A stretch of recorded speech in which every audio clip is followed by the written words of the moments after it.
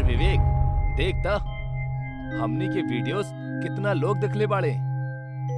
अरे बाप रे, ऐसने चलत रहल त हमनी बहुत ही जल्द फेमस हो जाई। हमरा के लागता कि हमनी के और अच्छा वीडियो बनावे के चाही, और डरावना भी।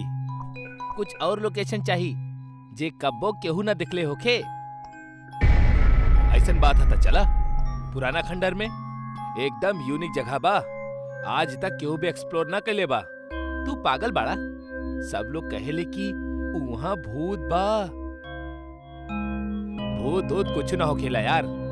और अगर हमने के फेमस होखे के बा त ऐसे एडवेंचरस वीडियो ही डाले के होखी।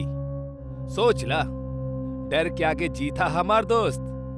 ये देखा भाई, ये वीडियो पुराना खंडर के हा, एमे मिलियन व्यूज हा।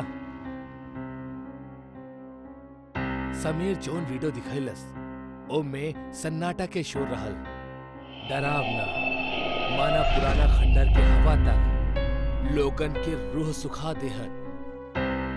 सही है ना? अगर हमने रात के वीडियो डालब त रातों रात फेमस हो जाए, पैसा ही पैसा होई।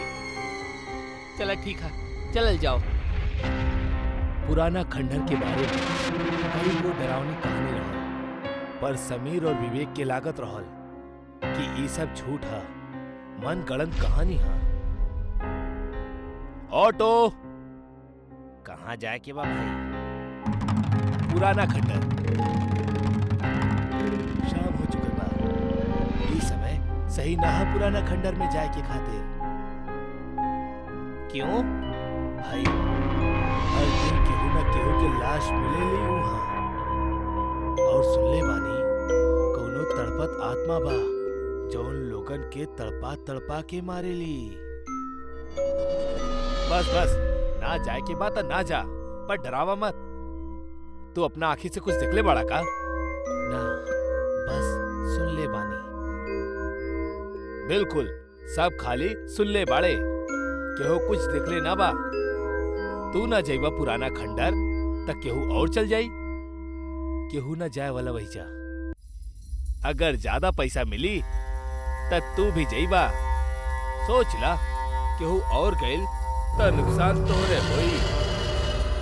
ठीक है, बैठ जा।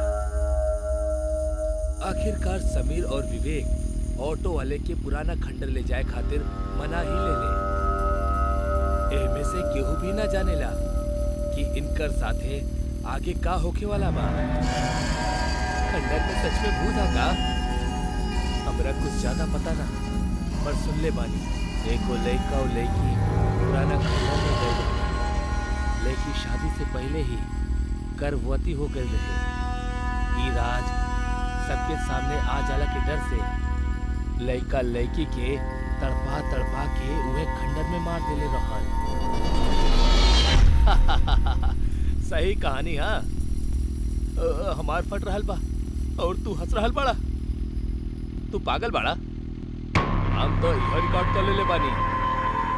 बिल्डअप मिली दोस्त। और बेवकूफ, तेरा बंद करा। अगर वो लड़का के वो बात राज रखे के होखत तब वहीं सबके पता थोड़ी ना होखत। सब कुछ मन गढ़ंत था दोस्त, ऐसे ना है भाई।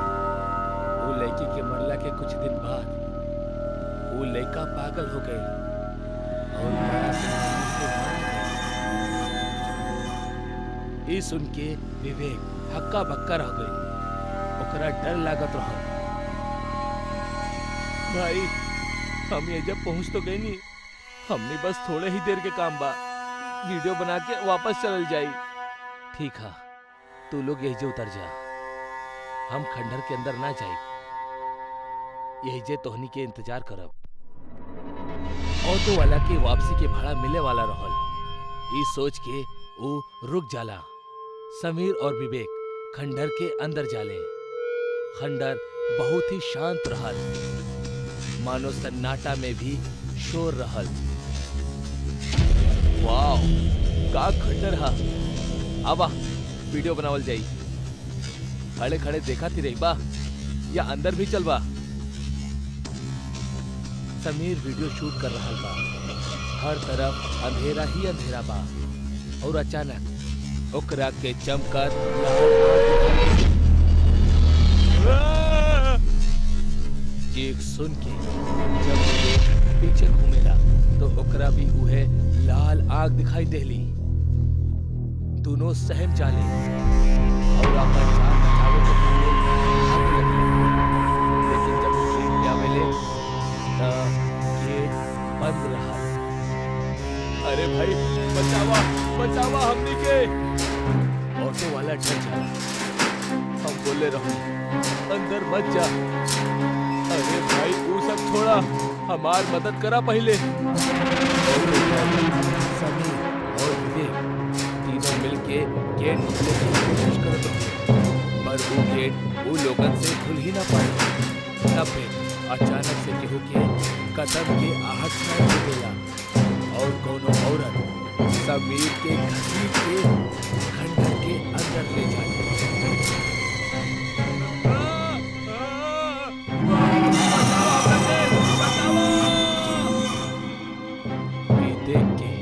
विवेक और ऑटो ड्राइवर हक्का बक्का रह जाए। वो लोग पल भर के खातिर सुन पड़ जाए। समीर के चीख उनकर कान में गूंजत रहली। भैया हमरा के बचाला, हम तोरा के बहुत पैसा दे, हमरा के बचाला, प्लीज प्लीज बचाला भैया। पैसा से ज्यादा हमरा के अपन जिंदगी प्यारी बा, हम जा रहल बानी। भैया प्लीज बचाला हमरा के, भैया बचाला ना प्लीज। ऑटो ड्राइवर ऑटो में बैठे ही वाला रहा कि अचानक गेट खुल जाना। ऑटो ड्राइवर पीछे मुड़ के गेट के देखेला तब विवेक मना हो गया। अरे ये कहाँ गई? कहीं एकरा भी वो आत्मा मार तो ना देलस? हे भगवान! ऑटो ड्राइवर अपना ऑटो के पास बढ़ेला और देखेला कि विवेक ड्राइविंग सीट पे बैठा था। तू यहाँ कैसे? विवेक कुछ ना बोलेला, बस ऑटो ड्राइवर के घूरत ही रहल। चला छोड़ा, चलल जाओ, यहाँ से जल्द निकलल जाओ। पीछे बैठ जा, जल्दी करा। विवेक ओकर एक ना सुना और जब ऑटो ड्राइवर विवेक के पास आवेला तो विवेक ओकर हाथ मोड़े लगेला। अरे अरे ये का कर रहल बड़ा?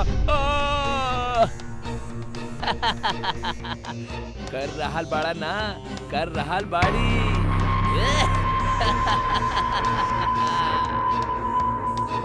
छोड़ छोड़ हमरा के। तू यहाँ हमार तड़प के तमाशा देखे आयल रहला ना, अब तू भी तड़प तड़प के मरबा हमार तरह।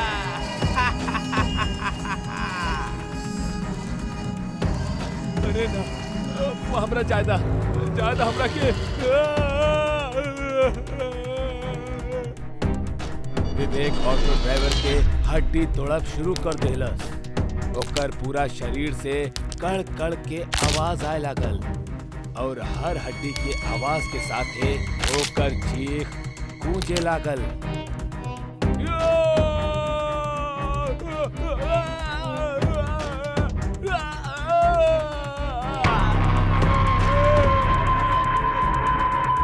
और आखिर में विवेक ऑटो ड्राइवर के सारा हड्डी ओकरा के मार देलस।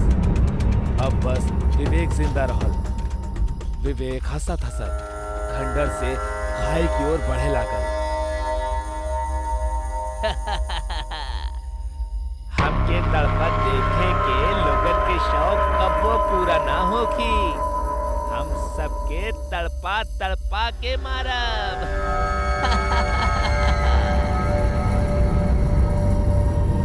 विवेक के आत्मा विवेक के शरीर के खाई से नीचे फेंक देगा।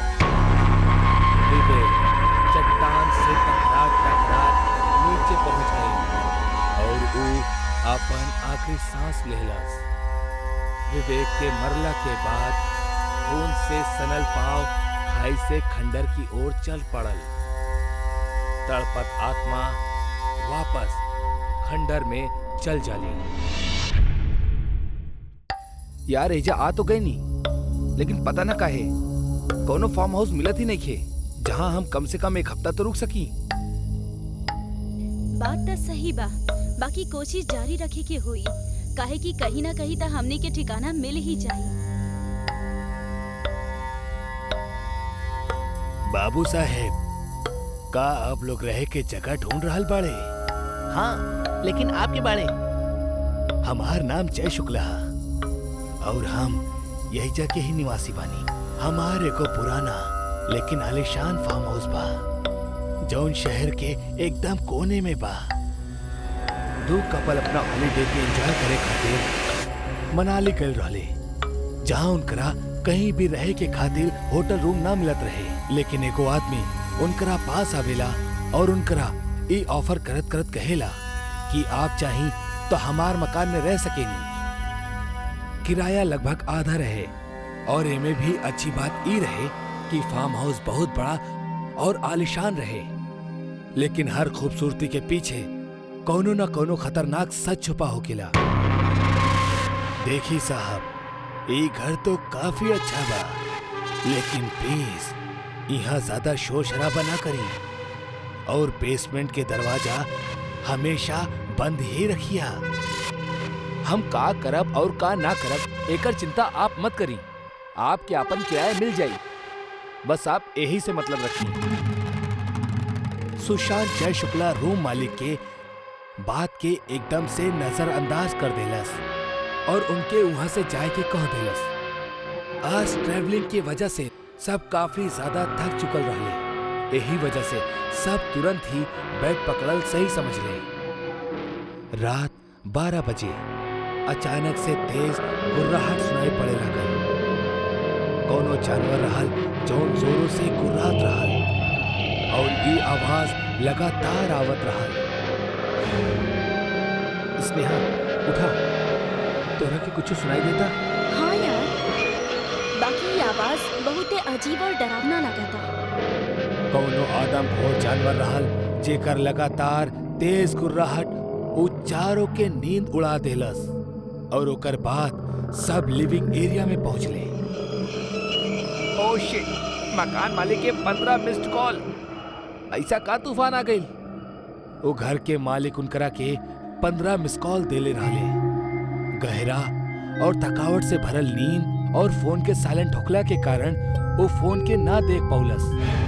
यही वजह से वो रूम मालिक के कॉल बैक कैलस।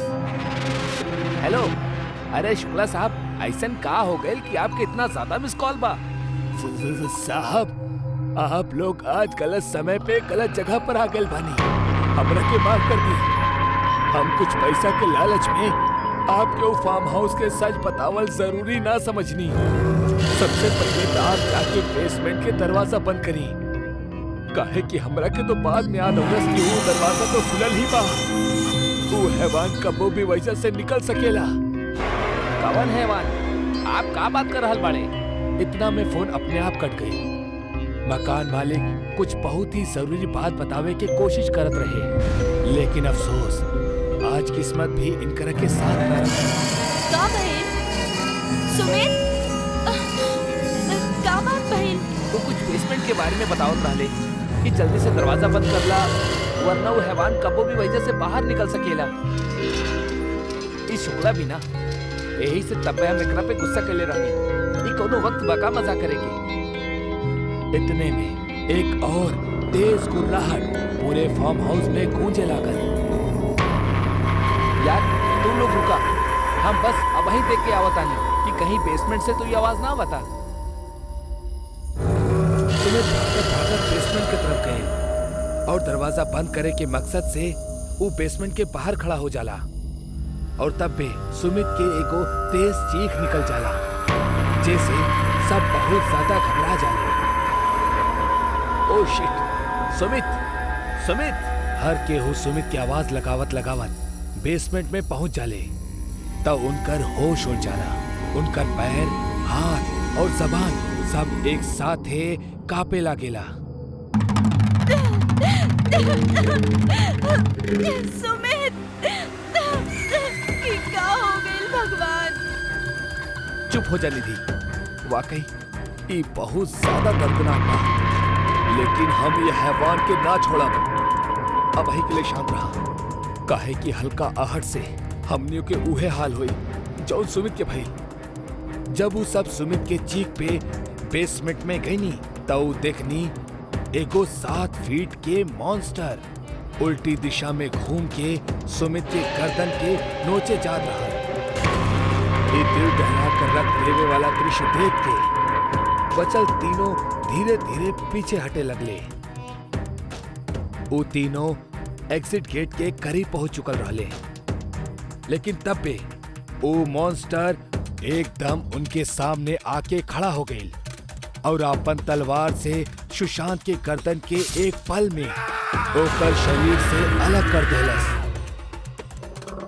इससे पहले कि वो मॉन्स्टर निधि और स्नेहा के तरफ बढ़त, एगो तेज फायर स्मोक रहल वो जौन पूरे घर में फैले लागल, जैसे वो शैतान पीछे हटे लागल। ऐसा लागत रहे ओके वो चीज से डर लागत रहल। तब पे दरवाजा पे दस्तक भइल। दरवाजा खोला, हम बानी शुक्ला। वो दोनों बहुत ज्यादा डर गए रहली और दरवाजा खोले पे उनके बाहर उनके मकान के मालिक खड़ा दिखल। ओकर भी आंख में आंसू रहल। मैडम जल्दी से एजा से निकल जाई, ई जौन शैतान से वहीं आपके सामना भइल रहल वो असल में एगो ऐसा शैतान है जो इंसान के जिस्म के पूरा खून निकल जाला। अगर एकरा थोड़ा सा भी केहू के खून के गंध लग गई तो ई अपना गुर्राहट से ओकरा के अपना पास बुलावेला और ओकरा के अपना जरिया बना के ओकरा साथ आयल हर एक शख्स के मौत के घाट उतार देवेला। हाँ, वैसे आज राइडिंग के समय सुमित के पैर छिल गए रहे। हो सकेला शायद उहे खून के वो हैवान गंध ले लेने होके। हो सकेला ना, यही भइल बा। लेकिन वो हैवान के आग और एकर धुआं से बहुत डर लागेला। ये घर के बेसमेंट ही ओकर अड्डा हा जहां ऊ छुपल रहेला और अपन शिकार कैल गैल जिस्म के ऊ टांग के रखेला। चलिए अब जल्दी से हमनी एजा से निकल जाई। और एकरा बाद ऊ तीनों वजह से भाग जाले। एक घटना के छाप आज भी उनकर जिंदगी पे घाट लगाए बैठल बा कि अगर वो रात उनकर तकदीर में मौत लिखल होखत ता वो खून के प्यासा ना जाने उनकरा के कितना ज्यादा दर्दनाक मौत दे।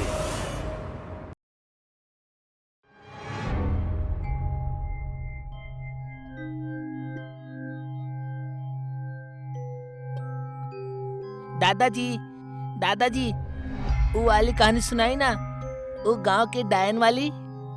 अरे बच्चा लोग, अब वही रात हो गई बा। ऐसे छोट बच्चा रात के भूत प्रेत के कहानी ना सुने ले।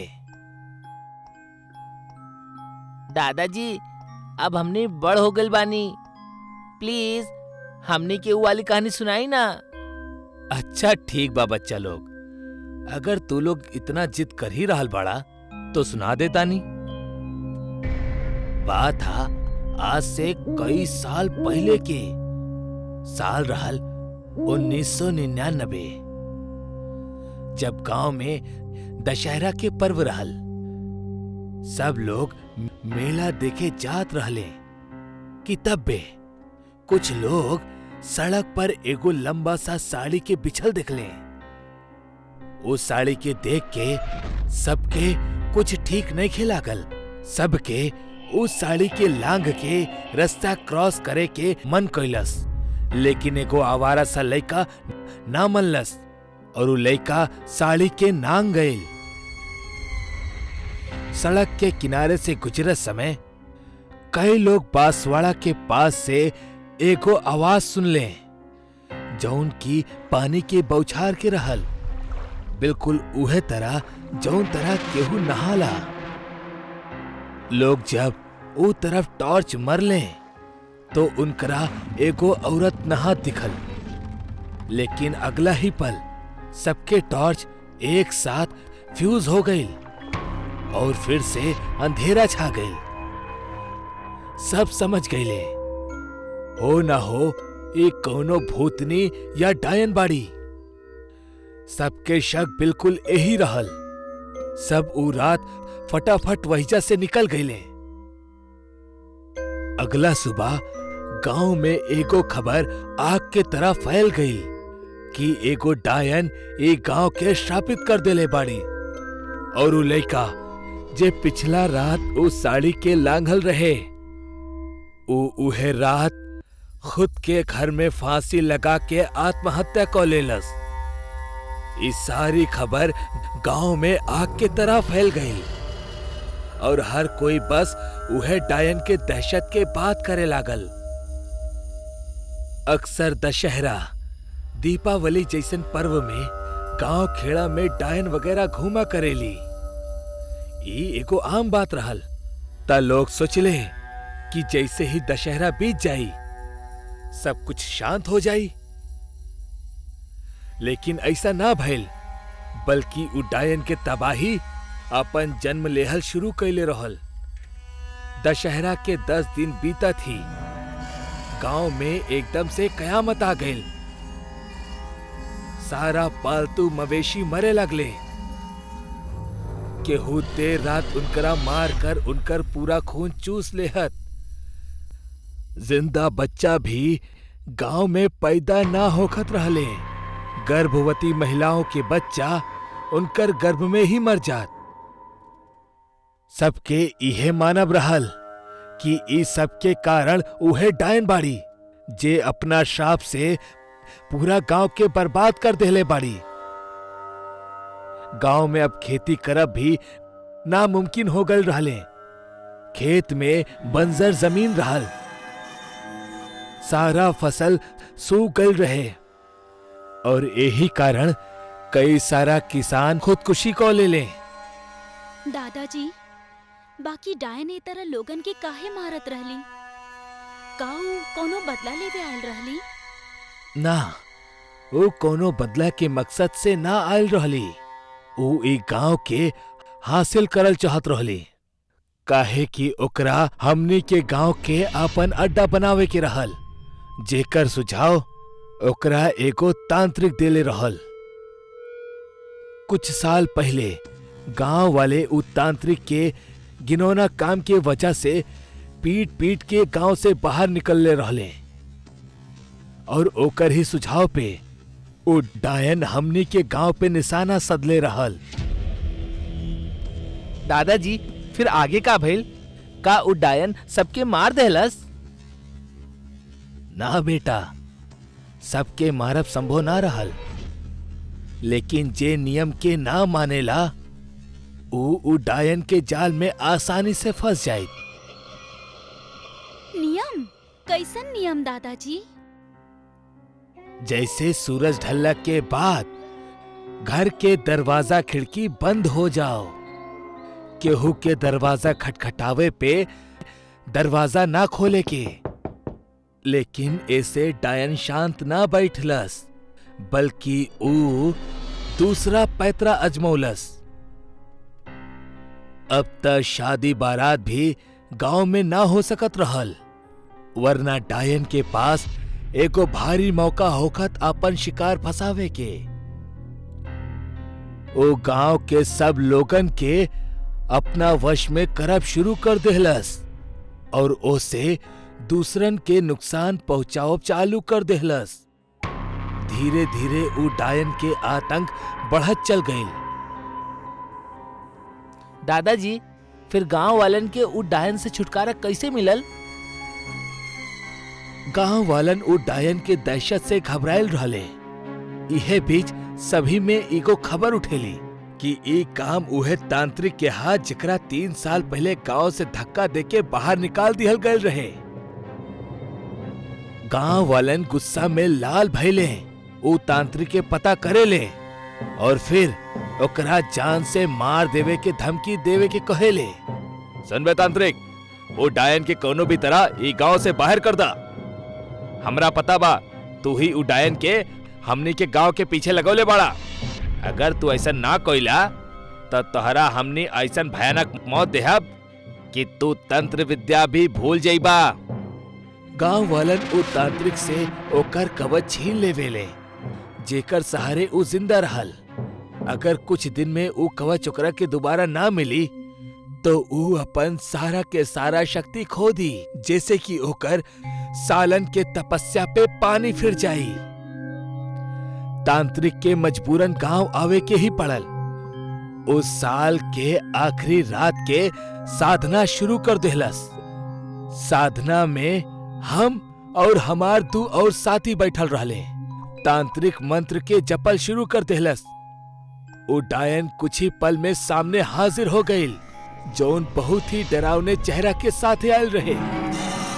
ओकरा देख के हमनी सब अंदर से कांप गईनी, लेकिन भाग ना पौनी। अगर भक्ति त जान से हाथ धोवे के पड़त। अब तोहरा ई गांव के छोड़ देवे के चाही। हमार मकसद पूरा हो गइल बा। मकसद त तोहार पूरा भइल बा, हमार ना। अइले त हम रहनी तोहार मकसद खातिर, बाकी जाए बा अपन मकसद पूरा करके। ऊ डायन गांव छोड़ के जाए के खातिर ना मनलस। फिर तांत्रिक अपन सबसे ताकतवर योग शुरू करेला और कई घंटा तक चलल इस साधना के बाद आखिरकार ऊ डायन कमजोर पड़ जाली। और फिर तांत्रिक ओकरा के सामने एगो पीपल के पेड़ में बांध देवेला। मुक्त होके के खातिर तांत्रिक ओकरा गांव छोड़ के जाए खातिर एगो शर्त रखेला। देखा, अगर तू चाहेलू कि तू आजीवन यही पेड़ में ऐसने बंधल रहा तो अपन जिद पर ऐसने बनल रहा, और अगर ई गांव के तू छोड़े के वादा करेलू तब हम तोहरा के आजाद कर देहब।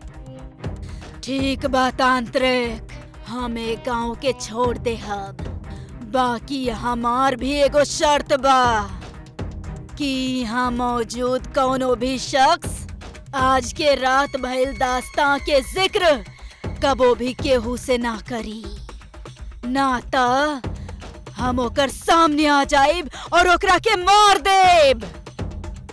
इतने कहत ऊ डायन बेहोश हो जाली और तांत्रिक ओकरा पेड़ से आजाद कर देवेला और गांव फिर से हरा भरा हो जाला। अरे दादाजी, आप तक कहले कि ऊ डायन सबसे ई वादा ले ले रहल कि केहू भी ऊ रात के दास्ता के जिक्र केहू से भी ना करी, वरना ऊ सामने आ जाई। आप तो हमनी के सब कुछ बता देले। हे राम, ई हमरा से का हो गईल? बुढ़ापा में याददाश्त कमजोर हो गल रहे, जौन अपना मौत के बुलावा दे बैठनी। तब बे घर के लाइट चल जाली और हल्का रोशनी में वो तीनों के सामने एगो औरत के बड़ परछाई नजर आवेली। और तब बे दादाजी के एगो तेज दिल के दौरा पड़ेला और दादाजी के कहानी और उनकर जिंदगी की अवधि यही जे समाप्त हो जाली। माई, ऊ हमरा के मार दी। ऊ हमरा के मारे के मकसद से आयल बाड़ी। ऊ हमरा से बदला लेवे आयल बाड़ी। माई, माई हमरा के बचाला, हमरा के बचाला। राजवीर पिछला 10 दिन से बड़ा अजीब हरकत करत रहल। ऊ अक्सर कौनो लड़की के बारे में बोलत कि ऊ ओकरा के मारे खातिर आयल बाड़ी। ओकर परिवार भी राजवीर के व्यवहार से बहुत परेशान रहल। राजवीर अक्सर कहत, अगला पूर्णिमा के रात ऊ चुड़ैल हमरा के अपना साथ हवा में उड़ा के ले जाई। लेकिन हर घटना के पीछे कौनो न कौनो गड़ा सच जरूर छुपा होखेला, जौन ऊ घटना सुने वाला के खौफ से जमा देवेला।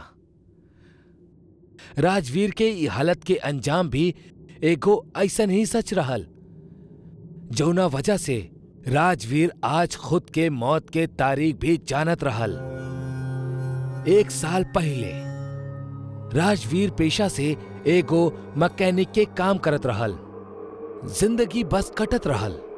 ओकरा बहुत सारा पैसा झट से कमाए के लालच ओकरा अक्सर रहत रहे। खैर, एगो रात राजवीर अपना घर लौटत ही रहल कि तब्बे ओकरा एगो लड़की फुटपाथ एरिया में डरल मिलल। ऊ लड़की के पास गईल और बोलस, मैडम, आप अकेले एजा शाम ढले के बाद का कर रहल बाड़ी? आपके पता बा ना, ई रेड लाइट एरिया हा।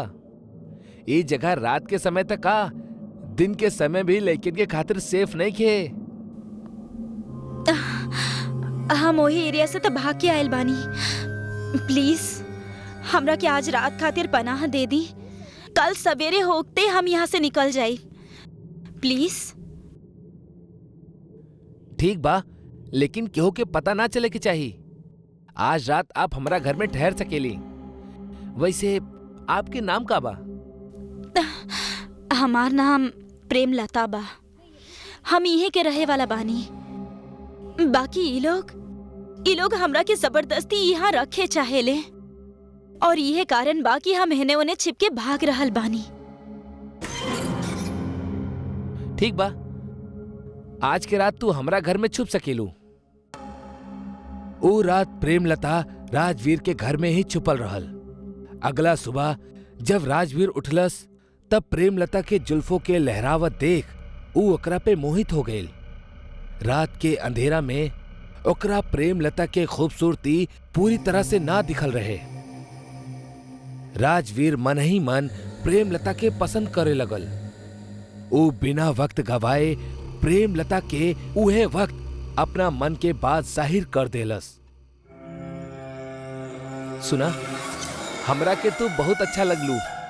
हम तोरा के अपना हमसफर बनावल चाहतानी। का तू? हमरा के भी आप बहुत अच्छा लगले। ए तरह केहू लड़की के मदद कइल, खास करके केहू अनजान लड़की के, वो एगो मसीहा ही हो सकेला। ऐसन इंसान के हम सफर भला के ना बने चाहिए। एकरा बाद दोनों एक दूसरा के साथे बिना शादी के एक ही घर में रहे लगले। एगो रात के बाद बा, ऊ पूर्णिमा की रात रहल। राजवीर प्रेमलता के एगो सरप्राइज के बहाने एगो अनजान से जगह पे ले आयल। ऊ प्रेमलता के आंख पे पट्टी बंधले रहल ताकि ऊ ओकरा सरप्राइज के देख ना सके। अरे अब बताई भी का सरप्राइज बा? पट्टी तो खोली। राजवीर प्रेमलता के आंख से पट्टी हटावेला। जैसे ही प्रेमलता के आंख खुलेली ओकर एगो तेज चीख निकल जाला। शमशेर सिंह तू? राजवीर, ये आप हमरा के कहाँ ले आईनी? ई तो उहे हैवान बा जे मासूम लड़कियन के मजबूरी के फायदा उठा के उनका के फंसावेला। ए लड़की, ऊपर देखा। तू रेड लाइट सेंटर में खड़ी बाड़ू। तोहरा आदमी से हम तोहरा के खरीद ले बानी। बहुत भागे के शौक बाना तोहरा के। अब 4 दीवारी में पूरा जिंदगी ऐसे भागत रहिया। मतलब ये सब आप कैले बानी?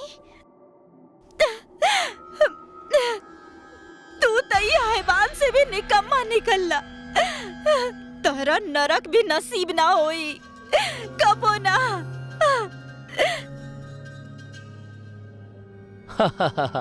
नर्क के तो पता नहीं खे, लेकिन अब तोरा के बिचला पे जौन पैसा मिलल बना उससे हमार जिंदगी स्वर्गता आराम से बन जाई।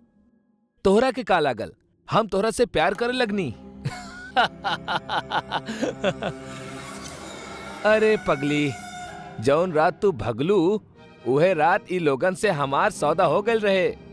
तोहरा से जबरदस्ती करती तब पुलिस हमरा के अंदर कर देहत, लेकिन अब तक सबके इहे लगी कि तू यहाँ अपना मर्जी से आयल बाड़ू और हर रात तोहरा जिस्म के बोली लागी। कमीना, हम तरह के जान से मार देब। याद रखिया, बहुते जल्द रात भी ये होई और नजारा भी ये होई। तरह के पागल करके तोहार रूह के तोहार जिस्म से नोच के अपन साथ ले जाए। जितना दर्द हमरा के होई ओकरा से कई गुना ज्यादा दर्द के साथ उमर बा।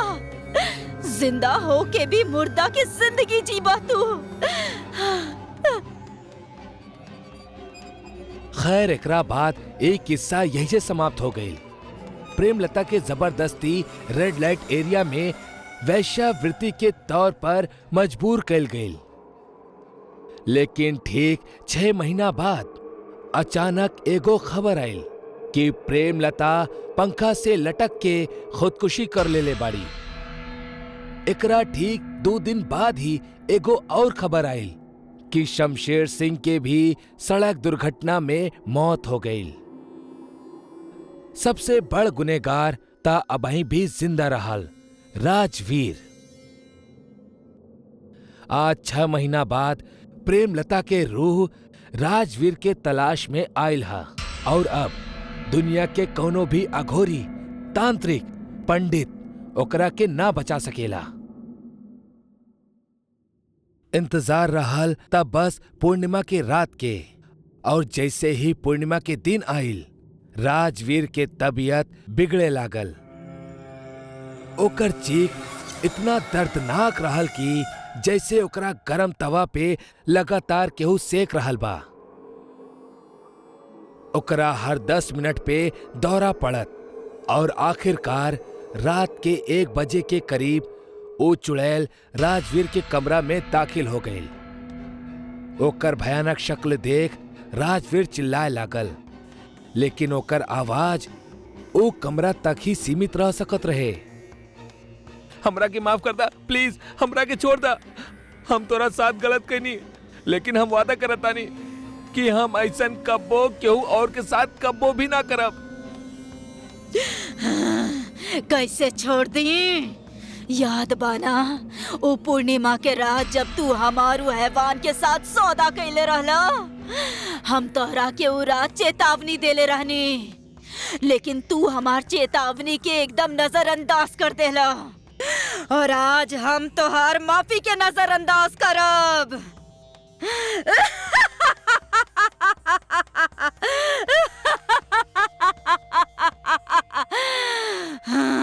एकरा बाद राजवीर के एक तेज चीख गूंज उठल।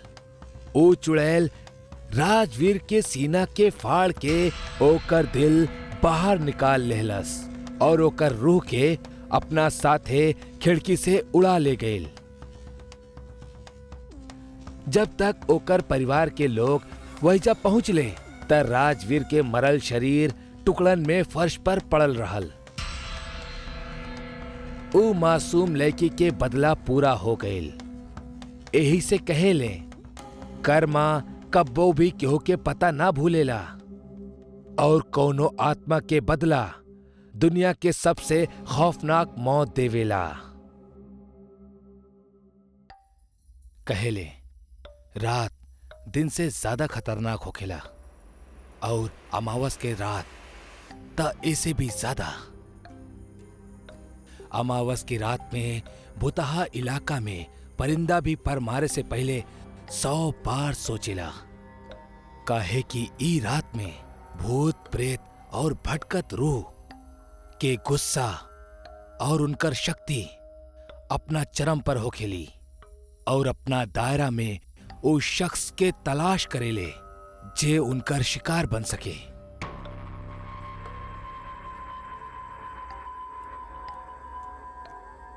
दादाजी, ई भूत ऊत कुछो ना होखेला। रउआ समझी, अगर कल हम शाम तक शहर ना पहुंचब तो हमार बॉस हमके नौकरी से निकाल देई।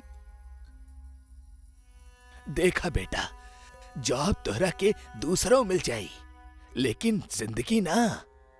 हम कहा तानी आज रात रुक जा, काहे कि आज अमावस के रात बा, और आज भटकत रूह शिकार करे खातिर पागल होखेली।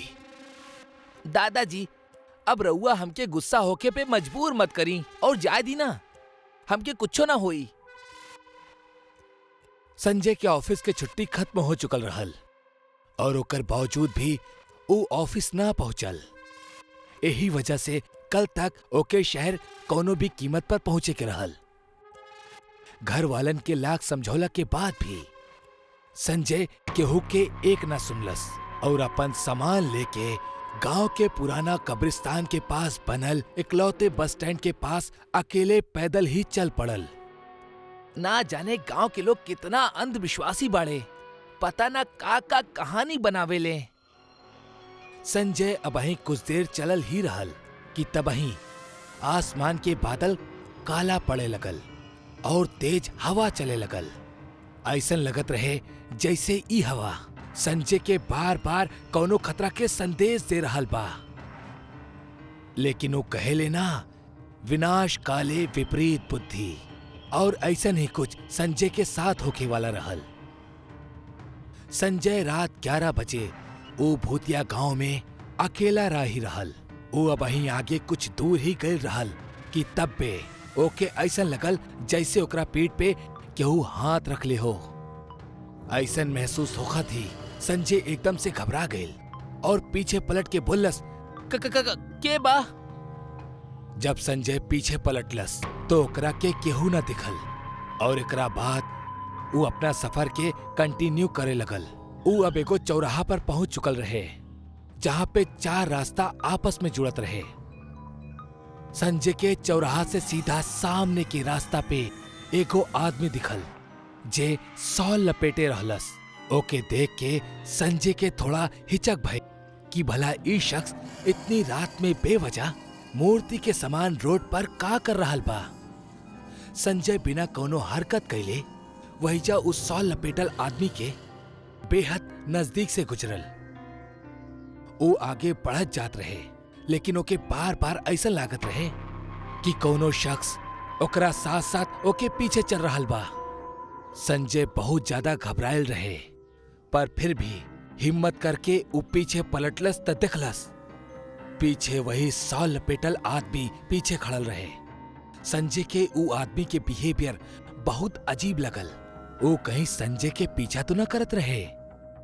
संजय दोबारा अपना रास्ता चले लगल और ई बार भी उस शॉल लपेटल आदमी ओकर साथ साथ चले लगल। जब संजय चलत त ओकर परछाई बन के उ आदमियों चलत। जब संजय रुक जात त उ आदमी भी रुक जात। संजय अब ई चीज से बहुत ज्यादा इरिटेट हो चुकल रहे।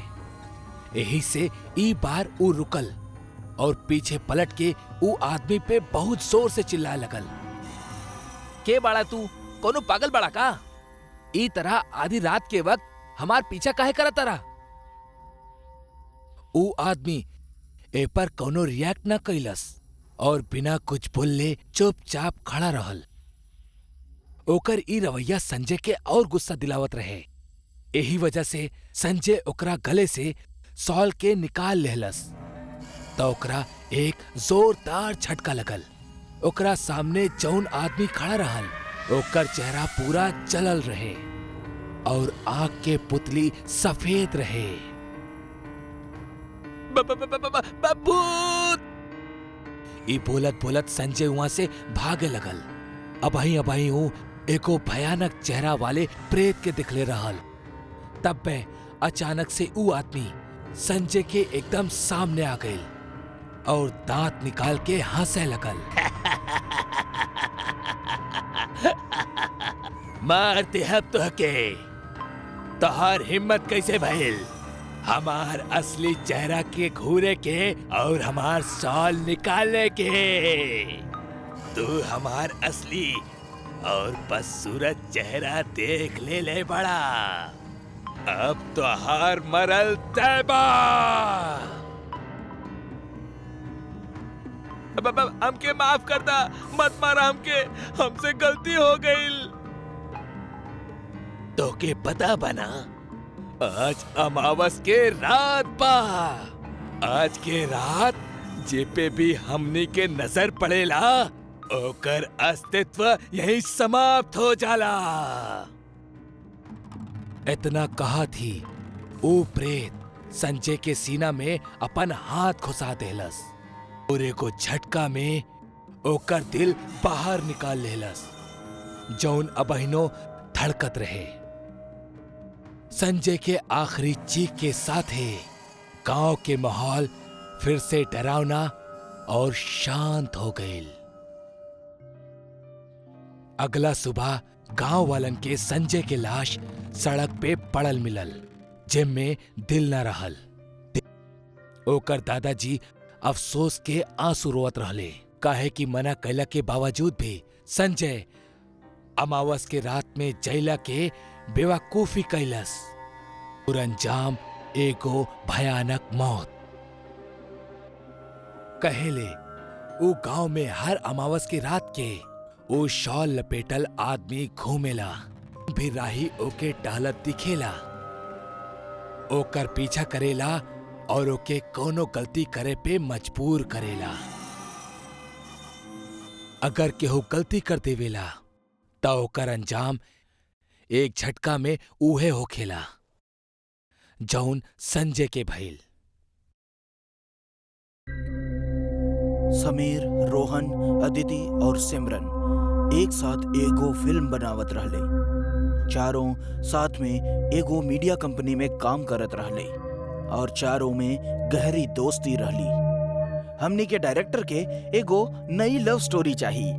अरे यार, आजकल के लव स्टोरी तो एकदम कॉमन हो गइल बा। हाँ, कुछ यूनिक और अलग कहानी लावे के पड़ी जेकरा से ऑडियंस के मजा आए। हम सुनले बानी शहर के पुराना बंद पड़ल लाइब्रेरी में बहुते सारा किताब रखल बा और उस सब में बहुत सारा अनसुना कहानी बंद बा। लेकिन वो लाइब्रेरी सालन से बंद बाटे, ओजा तक हमनी पहुँचब कैसे? अगर हमनी के वजह से अच्छा कहानी मिल सकेला तो हमनी के कुछ न कुछ उपाय तो जरूर करे के पड़ी। चारों एक रात चुपके से शहर के पुरानी लाइब्रेरी में घुसे के प्लान बनावेले। वो लाइब्रेरी पुराना कब्रिस्तान के पास रहे, जौना वजह से वो लाइब्रेरी के बारे में कई तरह के अफवाह भी फैलल रहे। चारों वो रात हिम्मत जुटाकर लाइब्रेरी जाए के निर्णय लेलन। यार, हम सुनले बानी वो लाइब्रेरी के बगल में ना पुराना कब्रिस्तान बा और लोगन के कहना बा कि वो कब्रिस्तान के आसपास ना कितना लोग आत्मा देखले बाड़े। तू का ये कुल किताबी बात में यकीन करेलू? हमने के लव स्टोरी बनावे के बा, हॉरर स्टोरी ना। अदिति बिल्कुल ठीक कहा ताड़ी। हमने के चुपचाप जाके लाइब्रेरी से कुछ अच्छा किताब लेके वापस आ जावल जाओ, केहू के कुछ पता ना पड़ी। चारों गाड़ी में बैठ के बात करत रहले हाँ और लाइब्रेरी के ओर जात रहले हाँ। तबे अचानक कब्रिस्तान के पास उनकर गाड़ी बंद हो जाला। अरे ये गाड़िया बंद कैसे हो गई? बंद भइल भी त कौना जगह पर? हमने के बगल में पुराना कब्रिस्तान बा। अरे तू फालतू में डरा ताड़ू। तू लोग लाइब्रेरी के तरफ बढ़ा, हम ही गाड़ी के देखा था नहीं। ओके गाइस, ई सही रही। समीर ऊ कब्रिस्तान के पास गाड़ी के लगे रुक जाला और गाड़ी के ठीक करे के कोशिश करे लागल। अदिति, सिमरन और रोहन पैदल लाइब्रेरी की ओर बढ़े लगले। लाइब्रेरी के पास पहुंचते ही ओझा अचानक से वो तीनों के सामने एगो पागल सा दिखाए वाला व्यक्ति आ जाला, जेकर बड़ा बड़ा दाढ़ी और बाल होखेले और ऊ फटा पुराना कपड़ा पहनने रहले। ओकरा देख के ऐसन लागत रहल ह जैसे ऊ कई सालन से नहले नहीं खे रहल। ओझा के जा जाता तू लोग, ओझा जिन जा लोग, ओझा मौत बा। वो आदमी के देख के तीनों डरा जाले। पागल व्यक्ति ऊ तीनों के आसपास अजीब सा उछरत कूदत घूमे लागल। के बाड़ा तू, हट जा हमनी के रास्ता से। मौत के साया बा, जे के हुबे एजा आई ऊ एजा से लौट के ना जाई। हमरा के बहुते डर लग रहल बा। तुम चिंता जानी करा, हम कुछ करता नहीं। रोहन ओझा पड़ल एक लाठी से ऊ पागल आदमी के मार के भगावे के कोशिश करे लागल। ऊ व्यक्ति ऊ तीनों के देख के पगलन के तरह हंसत की ओझा से चल गई। तू तीनों के जाए के समय आ गइल बा। अगर अपन जान बचावे चाहताड़ा तो चल जाए जैसे वरना सब मर जाइए। वो इंसान ऐसन काहे बोलत रहे? अरे यार, तू एक पागल के बात पे विश्वास कर ताड़ू, ओकरा अपन खुद के होश नहीं खे। चला जल्दी से जौन काम करे आयल रनी वो कर लेल जा। तीनों लाइब्रेरी के पीछे वाली खिड़की के शीशा तोड़ के लाइब्रेरी के अंदर घुस जाले। लाइब्रेरी में कई तरह के पुरान किताब पढ़ल रहले ह। वो तीनों लव स्टोरी की किताब ढूंढे लगलन। वो लाइब्रेरी में चारों ओर अंधेरा रहल। तबे अचानक से एक किताब अदिति के पास आके गिर जाली। वो किताब एक सफेद कपड़ा से लिपटल रहे और ओकरा ऊपर कई तरह के धागा भी बंधल रहे। ई कवन किताब बा और ई कपड़ा में काहे लपेट के रखल बा? अदिति सारा धागा और कपड़ा निकाल के वो किताब निकाले ली। वो किताब के ऊपर राजकुमार और वैश्या के प्रेम कहानी लिखल रहे और वो किताब के ऊपर कुछ अजीब सा चित्र भी बनल रहे। अदिति वो किताब के देख के खुद के रोक नहीं खे पवली। तारा के कोनो अच्छा किताब मिलल का? ई देखा, ई किताब के टाइटल कुछ यूनिक लग रहल बा और तो और ए पर बहुते अजीब चित्रकारी भी कइल गइल बा। देखा, ठीक बा, हमने एकरा ना बैग में रख लेता नहीं, वो हमनी बाद में पढ़ ले। अब ई किताब के हम अपन पास रख लेता नहीं। अदिति वो किताब के अपना बैग में रख ले ली। अचानक अदिति के लागल के बैग के अंदर वो किताब अपने आपे खुले लागल और बंद होवे लागल। तबे वो किताब के अपना बैग से बाहर निकल ली और अचानक एक तेज हवा के झोंका आई और वो किताब के पन्ने पलटे लागल। का हो रहल बा? ई सब का हो रहल बा? ई किताब के पन्ना अपना आप कैसे पलट रहल बा? तबे वो किताब के पन्ना पलटब बंद हो जाले। वो किताब के पन्ना एक जगह पे आके रुक जाले। वो पन्ना पे राजकुमार और ओकरा पैर के पास बैठल लड़की के तस्वीर रहल ह, जेकर कपड़ा से वो एक वैश्या दिखात रहली ह। अदिति वो पन्ना के पढ़े लगली। राजकुमार और वैश्या के प्रेम कहानी। ओह, ऐसन कहानी तो धूम मचा दी। जैसे ही अदिति वो पन्ना के पढ़े लगली, ओकर होश उड़ गईल।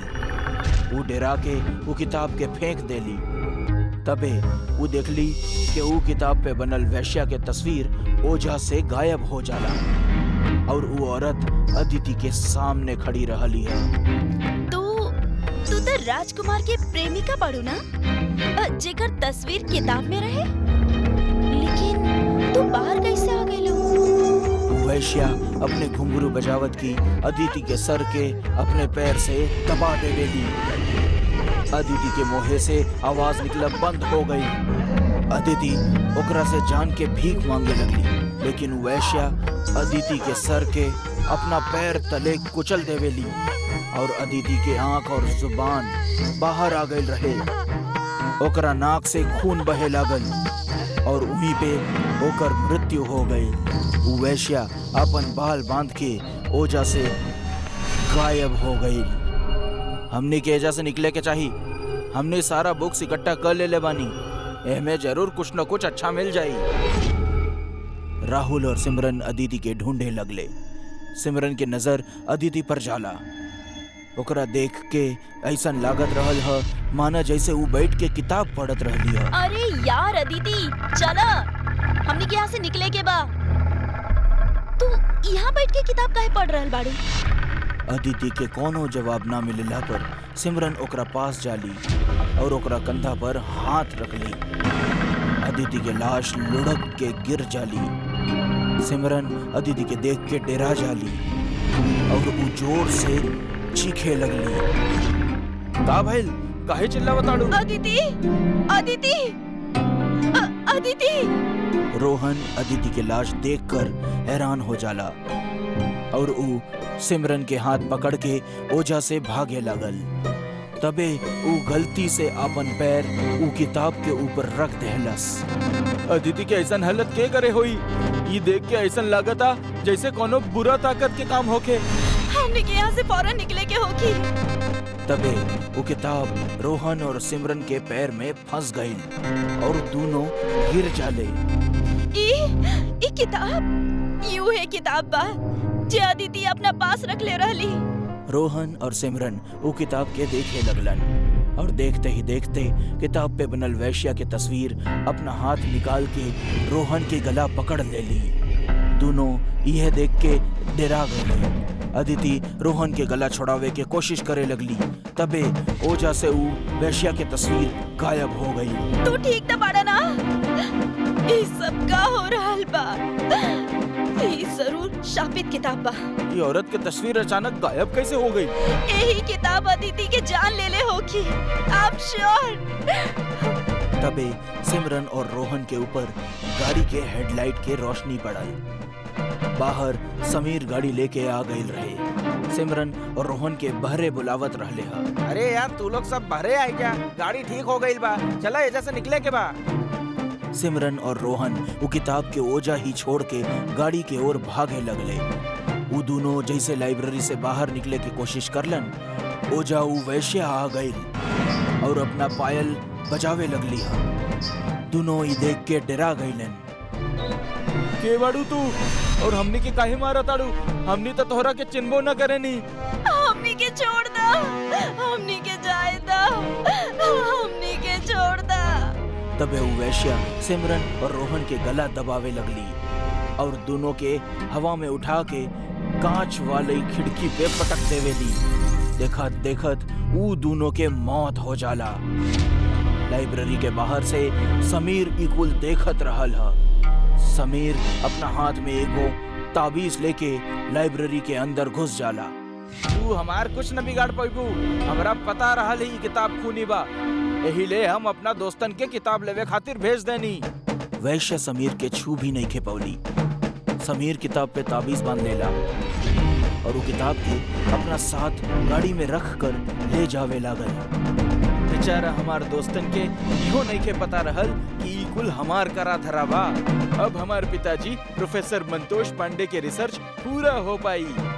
ई खूनी किताब के राज अब ई पूरा दुनिया के पता चली और पिताजी वैश्या के अपना कब्जा में कर लई हैं।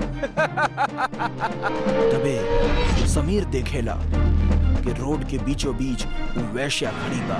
वो अपने गाड़ी के स्टीयरिंग घुमावेला और ओकर गाड़ी सीधा जाके कब्रिस्तान के दीवार में टकरा जाली। समीर के वहीं पर मौत हो जाला और वो किताब वहीं कब्रिस्तान के पास एक कब्र में गिर जाली और उन्हें दफन हो जाली।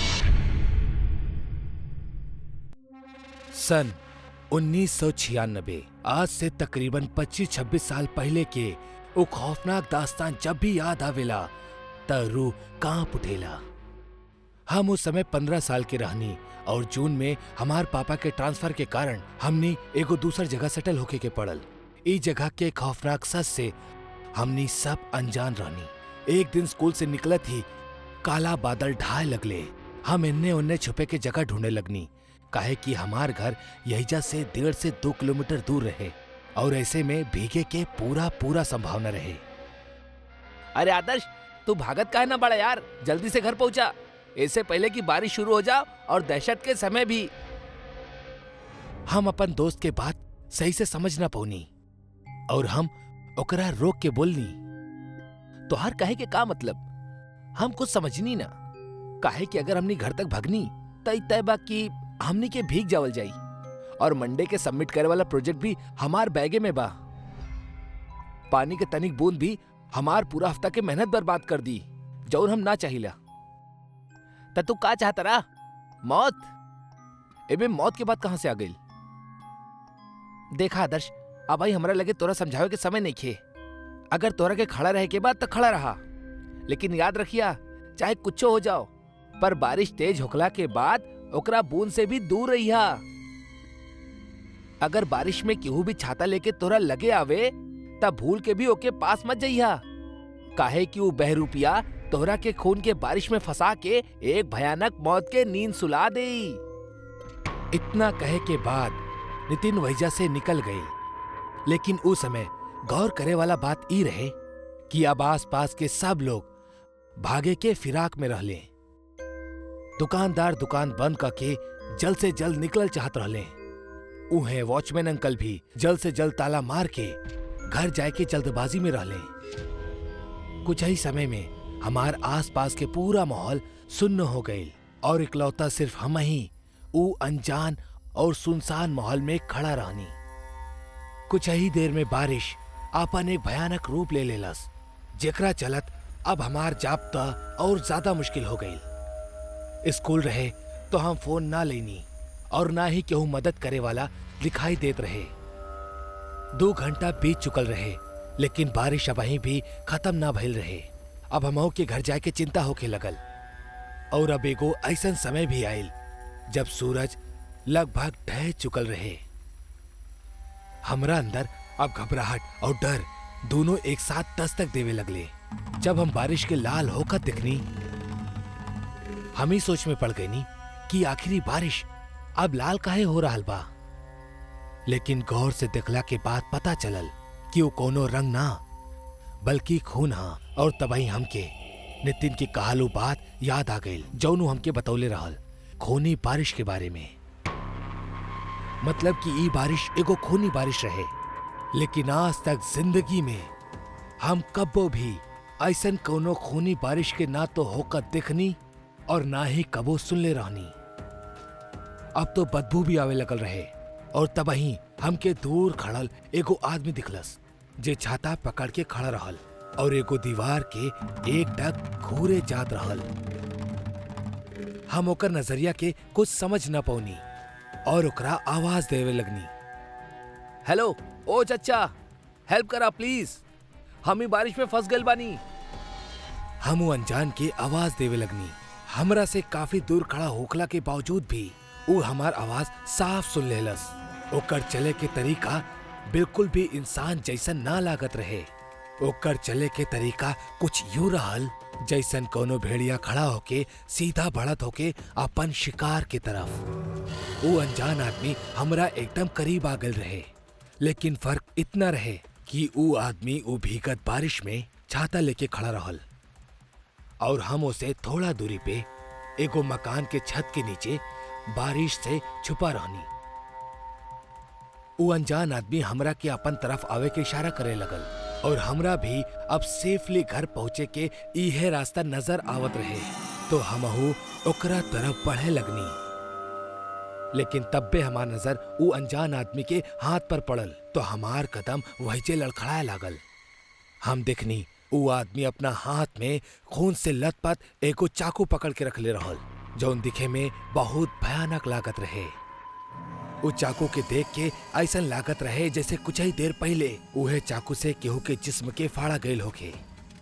हम बहुत ज्यादा डर गए रहनी और वापस पीछे हट गईनी। पर तबाही हम देखनी की सामने खड़ा उस शख्स के चेहरा बदले लागल और ओकर चेहरा कोनो भेड़िया की तरह होके लागल।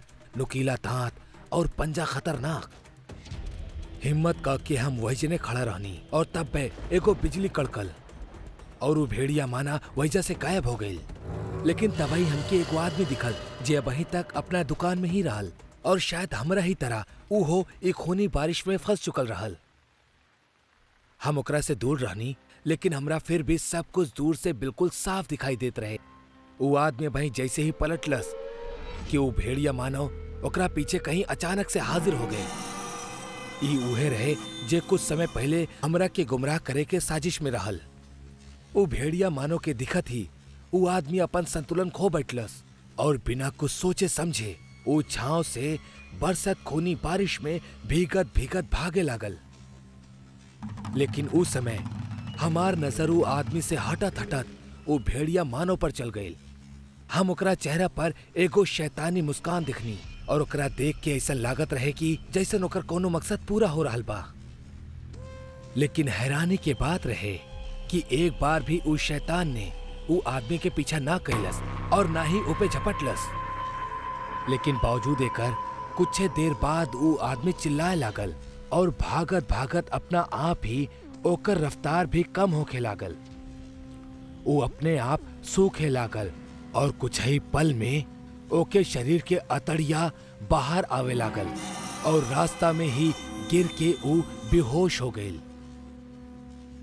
जहां कुछ समय पहले वो 70 किलो की लागत रहे, सच बताएं तो अब ओकर वजन 10 किलो से भी ज्यादा ना रहे। तब्बे दूर से वो भेड़िया मानो भागत होके वहीजा पहुंच गए और वो आदमी के घसीट के वो जंगल में ले गए। हमें को और चीज दिखनी कि वो आदमी के जब वो खूनी बारिश में खींचत होके वो भेड़िया मानो जंगल में ले जात रहल तो ओकरा साथे कुछ और भी लोग रहले जौन एकदम सूखा और बहुत ज्यादा डरावना दिखत रहे। वो लोग हमरा से दूर जात रहले लेकिन लगातार हमही के घूरत रहले। समय खराब रहे लेकिन नसीब अच्छा।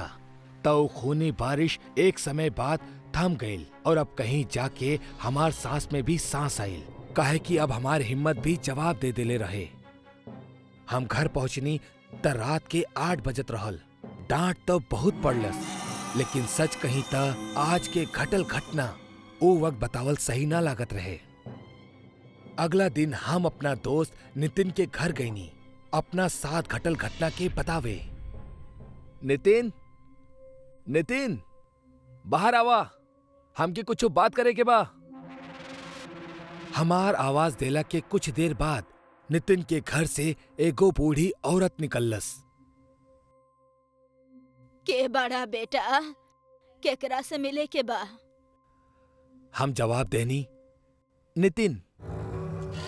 ई सुनला के बाद वो बूढ़ी औरत की आंख में आंसू आ गए। नितिन, चला जा। नितिन अब तोरा से कबो ना मिली, जा। क्या? लेकिन काहे? काहे कि कलू मनहूस बारिश हमार पोता के जिंदगी छीन लेलस। निकल गईल हमार पोता के शरीर मनहूस बारिश। अब हम थोड़ा बहुत इस चीज के रिलेट कर पावत रहनी, काहे कि कल नितिन वो बारिश के शुरू होके के ठीक कुछ समय पहले ही निकलल रहे। हम गहरी सोच में डूब गईनी और उनकरा से वो खूनी बारिश के सच्चाई पूछनी। दादी, आखिरी गांव में बारिश के रंग लाल काहे होखेला? का गिरेला बारिश के पानी से? ई मनहूस गांव के पिछला 150 साल से हाय लगल बा। कहेले एगो जमाना में अचानक यहाँ पर भूखमरी फैल गईल रहे, जहाँ बारिश समय पर ना होखे के कारण ई गांव के बहुत सा किसान खुद के कत्ल कर लेलस और तबे एगो मनहूस काल भी पहरा देलस। ई गांव से एगो पुराना दुश्मनी निकाले के खातिर एगो तांत्रिक अपन गुलाम, जे कि एगो भेड़िया रहे, ओकरा मानव के भेष में यहाँ भेजलस, जे इंसान लोग के शरीर में से खून के गायब कर देत रहे।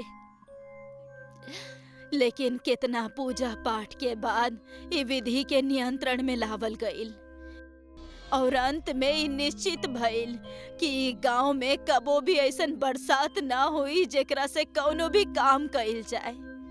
लोगन के मुताबिक गांव के हाय लागल बा और यही कारण साल के 6 महीना ही गांव में बारिश होखेला। बाकी वो बारिश पानी के ना बल्कि खून के होखेला, जेकरा के खूनी बारिश के नाम से दहशत के दुनिया में जानल जाला। कहेले जौन केहू शख्स चाहे जानवर भूलल भटकली बारिश में निकलेला त अपना आप ही ओकर शरीर में खून के कमी होखे लागेला, ओकर शरीर में से खून गायब होखे लागेला और जितना समय वो खूनी बारिश के बूंद में बितावेला उतना समय तक लगातार खून ओकर शरीर से गायब होके वो भेड़िया के जिस्म में जाला, जौन ओकरा के और भी ताकतवर बनावेला। सच कहीं एकरा बात कुछ और सुने के हमार हिम्मत ना रहे। अब तक हम सब कुछ अच्छा तरह से समझ चुकल रहनी और हम वहीजा से फौरन अपना घर लौट गईनी, अपन दोस्त नितिन के मौत के मातम और एको भयानक दहशत के साथ है। हम अब एकरा छुपावल ठीक ना समझनी, काहे कि ई हमार परिवार के कोनो भी सदस्य के जान पर बन सकत रहे। इससे पहले कि अगली खूनी बारिश ई गांव में अपन दस्तक दे, हमके निकल जाए के चाहिए। 2 दिन के अंदर हम वापस अपना घर आ गईनी और पापा भी अपन ट्रांसफर कहीं और करवा ले।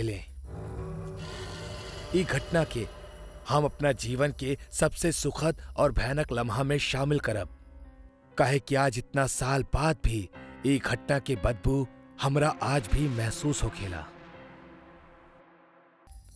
अरे रूपा, ये रीढ़ के हड्डी के दर्द ना देखिए एक दिन हमारी जान लेके रही। जरा सा मालिश कर देना प्लीज। अच्छा ठीक बा बाबा, 2 मिनट ठहरी। रूपा जैसे ही कमलेश के कंधा के छुअलस, कमलेश तंदुरुस्ती से जैसे उछल पड़ल। अरे वाह रूपा, तू तो एकदम जादूगरनी बाड़ू। तोहार मुलायम हाथ से छुअत ही जैसे तन में को नई जान आ गई होखे। हमार दर्द पता ना कहाँ गायब हो गई। अब जायदा जा जाके अपन काम करा। अब हमके थोड़ा अच्छा महसूस हो रहा बा। चलिए मक्खन मत लगाई, हम जाता नहीं घर के काम करे खातिर, बहुते काम पड़ल बा। रूपा किचन में जाके काम में व्यस्त हो गई। तब्बे कमलेश बिस्तर से उठल और अपन जेब टटोले लागल जो ओकरा खाली मिलल। वो एक बार फिर रूपा की आवाज लगौलस। अरे माफ करिहा, तोरा एगो और तकलीफ दे रहल बानी। ऊ दरअसल हमार दवाई ना जाने कहाँ रखल बा, ऊ जरा ले आवा। आप भी ना हद करेनी, आपन दायां पॉकेट में हाथ लगाई। कमलेश जैसे ही आपन दाएं जेब दोबारा से टटोलेला, ओके उम्मे ओकर दवाई मिल जाला। एके देख के वो थोड़ा हैरान होखेला, काहे कि कुछ सेकंड पहले जब वो अपन जेब चेक कैले रहल तब तो ओकरा खाली मिलल रहल, फिर अचानक से दवाई। खैर, एके वो फिलहाल के खातिर नजरअंदाज क के दफ्तर जाए खातिर तैयार हो जाला। अच्छा सुना, अब हम निकला तानी। सुनी, सवारी लेते समय जौन पहला सवारी मिले ओकरा छोड़ दीहा और ओकर अगला सवारी लीहा, और ऑफिस में जाके सबसे पहले अपन चेयर के चेक कर लीहा, तबे ओकरा पर बैठीहा, समझनी? कमलेश के रूपा के बाद कुछ खास पल्ले ना पड़ल। वो ओकरा पे हंसत हंसत कहेला, अच्छा मैडम ऐसा ना का, ठीक है अब हम निकलतानी। फिर कमलेश बाहर सड़क पे सवारी के इंतजार में होखेला। तब्बे ओकरा सामने से एगो टैक्सी आवत दिखाई देली, जेकर बम्पर पे एगो लाल झंडा टंगल रहे। ओ टैक्सी! लेकिन एक मिनट, हम एकरा ले ली या एकरा जाए दी? रूपा पहली सवारी ले से तो मना कैले रहल। खैर छोड़ा, वो भी इसने मजाक में बोले हुई। कमलेश इतना सब कुछ सोच के वो टैक्सी के रोके के मन बना लेवेला, लेकिन इससे पहले वो ओकरा हाथ दिखा के रोक पावत, वो टैक्सी ओकर ठीक सामने से गुजर जाली। ओफो, ई त चल गई, अब दूसरी के इंतजार करो के पड़ी। कुछ मिनट बाद ओकरा अगली टैक्सी आवत दिखाई देली। वो तुरंत ओकरा हाथ दिखावेला और फिर वो टैक्सी में बैठ जाला। कुछ दूर आगे अइला के बाद अचानक से ड्राइवर गाड़ी रोकत रोकत बोलेला, अरे साहब, आगे तो बहुत भीड़ बा, लागता केहू के एक्सीडेंट भइल बा। कमलेश उतर के देखेला तो ओकर होश उड़ जाला। ई एक्सीडेंट उहे पहली टैक्सी के रहल जेके कमलेश ना ले रहल। ऊ ई टैक्सी पर टंगल ऊ लाल झंडा के साफ साफ पहचान पावत रहल। कमलेश खुद के बड़ा किस्मत वाला समझत रहल, जौना वजह से आज बाल बाल ओकर जान बच गई। खैर, एकरा बाद वो दूसरा रास्ता से ऑफिस के खातिर निकल जाला। शाम के वो थका हारा ऑफिस से घर लौटेला। का भइल जी, कैसन रहल आज के दिन? अरे रूपा, तू आज तोहर बात ता हमार जान बचा लेलस। हमार बात का मतलब?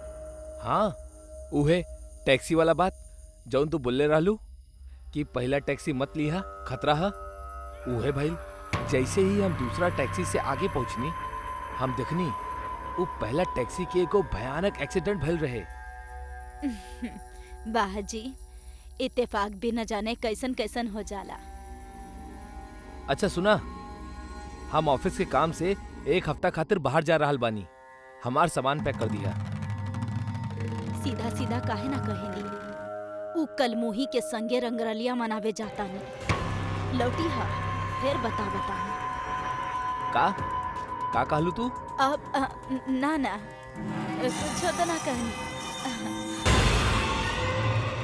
अगला दिन वो सुबह सुबह अपना काम के सिलसिले से निकल जाला और एजे रूपा एकदम अकेली पड़ जाली। यहाँ कमलेश सड़क पार करत रहल और हर बढ़त कदम के साथ ओकर खुशी दुगनी हो चल जात रहल। वाह, का किस्मत है हमार। झट से सोनाली के फोन करके इन्फॉर्म कर देतानी कि हम निकल गए बानी। एक हफ्ता वो हुस्न के मलिका के साथ खूब मजा करब हम। कमलेश ऑफिस स्टाफ सोनाली के साथे अपन ट्रैवल प्लान करत रहल, जहां ओकर मन में कई तरह के ख्याली पुलाव पकत रहल। एक हफ्ता बाद कमलेश खुशनुमा तरीका से अपन घर लौटेला। रूपा, रूपा, कहाँ बाड़ू तू? वो इतना कह के जैसे ही घर के अंदर दाखिल होखेला, घर के नजारा देख के ओकर पैरों के तले जमीन खिसक जाली। पूरा घर बिखरा पड़ल रहे, सारा सामान टूटल फूटल फर्श पर बिखरा पड़ल रहे। तब में अचानक घर के ट्यूबलाइट फ्लिक करे लग जाली। घर के इतना गंदा माहौल देख के कमलेश के रूपा के ऊपर बहुत तेज गुस्सा आवेला। वो चीखत हुए अपना बेडरूम की तरफ जाला। रूपा, रूपा, ई का हालत कर देले बाड़ू तू घर के? हम एक हफ्ता खातिर घर से बाहर का गई नी, तू ता हमार घर के कबाड़ खाना बना देलू। इतना बोलत ही कमलेश जैसे ही अपना बेडरूम के दरवाजा हल्का सरकावेला, सामने वो खौफनाक नजारा के देख के ओकर रूह कांप उठेली। वो देखेला ओकर बेडरूम साक्षात कसाई खाना बनल बा। कमरा के छत पे झालर के बजाय लाश टंगल बा, जेके बदन से खून के एक कतरा भी बाकी न छोड़ले बा। उहे कमलेश तबे रूपा के देखेला, जौन की एगो चुड़ैल में बदल चुकल रहल और लगातार कच्चा मांस के टुकड़ा के चबाए जात रहली। बाप रे, हमार पत्नी तो चुड़ैल बाड़ी। जल्दी से हमरा के निकले के पड़ी यहाँ से। हम एकर असली चेहरा देख ले बानी ता शायद अब ई हमऊ के मार दी। इतना सोचत सोचत कमलेश तुरंत पीछे हट जाला, लेकिन तबे रूपा घुर्रात घुर्रात बोलेली, ओहो, ता आ गइला तू। ओ कलमोही के संगे रात गुजार के अब मरे खातिर तैयार हो जा। तोरा के कैसे पता कि हम सोनाली के साथ रहनी? बड़ बुजुर्ग के कहावत ना सुनला का? चुड़ैल के तेसर आंख हमेशा तोहार पीछा करेली और हर पल के खबर रखेली। कमलेश घबरा के भागे की सोचत ही रहल कि तबे पूरा घर के लाइट्स एक साथ फ्यूज हो गई। जैसे कमलेश के आंख के सामने एकदम अंधेरा छा गई। अब वो चाहकर भी भाग ना सकत रहल, काहे कि ओकरा कुछ दिखाई ही ना देत रहल। तब बे अंधेरा के भीतर से पायल के खनके की आवाज कमलेश के तरफ बढ़त रहल और तब बे एक झटका में अंधेरे से निकलल वो चुड़ैल के हाथ कमलेश के वो गुप्त अंधेरा में खींच ले जाला, जैसे ओकर एगो तेज चीख निकलेली और फिर हमेशा के खातिर ओकर आवाज बंद हो जाली। बहुत साल पहले की बात है, एगो गांव के नजदीक बहुत बड़ा तालाब रहा। दिन भर वो तालाब के पास बहुत सा लोग घूमे और तैरे आवत रहले। रात के समय भी वो तालाब के पास लोगन के आवल जावल लगल ही रहेला। ऐसे ही पूर्णिमा के एगो रात जब चांद की रोशनी तालाब के पानी पे चमकत रहली, तब तालाब के पास ढेर सारा लोग रहले। ओहमे तन्वी और मिनी तालाब के किनारे गप्पा लड़ावत हुए घूमत रहली। बात करत करत तन्वी के पैर फिसल गईल। तन्वी तालाब में गिर गईल। ओकरा तैरे ना आवत रहल। मिनी मदद के खातिर चिल्लाए लागल, बचावा, बचावा, एकरा के केहू, एकरा केहू बचावा, एकरा तैरे ना आवेला। तन्वी और मिनी की आवाज सुन के वहाँ के सारा लोग तालाब के किनारे इकट्ठा हो गए, पर रात के समय होखला की वजह से लोग पानी में उतरे से डरत रहले। तन्वी डूबे लगली सब लोग सिर्फ देखत रहले। तन्वी पानी में से गुस्सा से बोले लगली, आज हमरा बचावे से इनकार कर रहल बाड़ा। ठीक बा, बाकी एगो बात याद रखिया, मरे के बाद जौन केहू के परछाई तालाब के पानी में गिरी, ओकरा के भी पानी में अपन जान देवे के होई। तन्वी जोर से चिल्लाब शुरू कर देलस और ओके आसपास पानी के एगो भंवर तैयार होके लागल।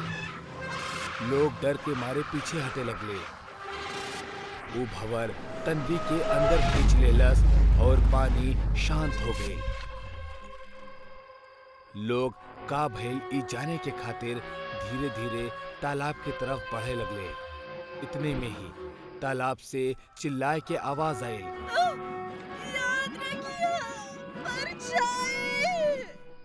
सारा लोग डर के गांव भागे ले और ऊ रात से तालाब के नजदीक सारा लोग आवल जावल बंद कर देले। वो घटना के बाद तालाब के सारा रौनक चल गई और ऊ एगो भूतिया जगह बन गई।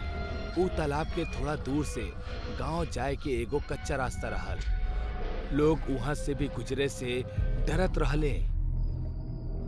एक रात मनीष और आमिर बाइक से गांव के तरफ जात रहले। मनीष बाइक चलावत रहल, पर जात जात ऊ तालाब के रास्ता पे रुकल। ऊ जौना जगह पर रुकल वहां से दू रास्ता गांव की तरफ जात रहल। अरे भाई रुक काहे गेला? चल तालाब के रास्ता से। अरे भाई मरे के बाका, तोरा पता नहीं के तालाब में का भइल बा? अरे कितना महीना हो गए घटना के, कुछ ना भइल बा अपना गांव में। और वैसे भी शॉर्टकट है, हमरा जल्दी घर पहुंचे के बा भाई। अरे पर कुछ भइल था? अरे कुछ ना होई हमनी के, तो चला, डरा मत, चला चला जल्दी करा। मनीष ना चाहत हुए भी तालाब के रास्ता से बाइक के घुमा लेलस। मनीष और आमिर दोनों ही तालाब के रास्ता से बाइक पे जात रहले। जैसे ही तालाब दिखल, मनीष बार बार तालाब के तरफ देखत रहल और एकर वजह से बाइक ठीक से ना चलत रहले। आमिर के ध्यान मनीष की तरफ गई। अरे का कर रहल बड़ा, सामने देख के चलावा ना। मनीष होश में आके सीधे देखे लागल। उहे वक्त तालाब के पास के झाड़ी से कुछ आवाज आई। दोनों तालाब की ओर देखले। तालाब के सतह पे उनकरा एगो चुड़ैल के परछाई दिखाई देलस। दोनों बहुत डर गए। मनीष डर के वजह से बाइक के भगावत शुरू कर देलस और ऊ बार बार ऊ परछाई की तरफ देखत रहल। रफ्तार और मनीष के ध्यान भटके की वजह से बाइक के संतुलन बिगड़ल और ऊ गिर गए और तालाब में गिरत गिरत बच गए। दोनों ही तालाब के किनारे पे आके रुक गए और उनकर परछाई पानी के ऊपर पड़ल। तालाब में हलचल होके लागल। दोनों तालाब में दिखले तो उनकरा खुद के परछाई के साथ साथ एगो चुड़ैल के परछाई भी दिखे लागल। दोनों डर के भागे के खातिर उठले, पर उनकर परछाई वही जे तालाब में जम गए। दोनों ही जान बचा के भागे लगले। तालाब से भयानक आवाज आवे लागल और पानी के भंवर तैयार होके लागल। दोनों भागत भागत रुक गए और पीछे मुड़ के देखे लगले। एगो चुड़ैल के परछाई भंवर में खड़ा होके दोनों हाथ में आमिर और मनीष के परछाई पकड़े रहली। वो परछाई जोर जोर से हंसत रहली।